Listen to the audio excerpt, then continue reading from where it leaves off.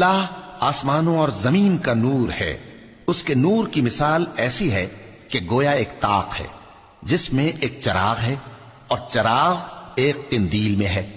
اور قندیل ایسی صاف شفاف ہے کہ گویا موتی کا سا چمکتا ہوا تارا ہے۔ اس میں ایک مبارک درخت کا تیل جلایا جاتا ہے، یعنی زیتون کا، کہ نہ مشرق کی طرف ہے نہ مغرب کی طرف۔ ایسا معلوم ہوتا ہے کہ اس کا تیل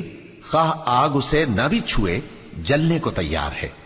بڑی روشنی پر روشنی ہو رہی ہے۔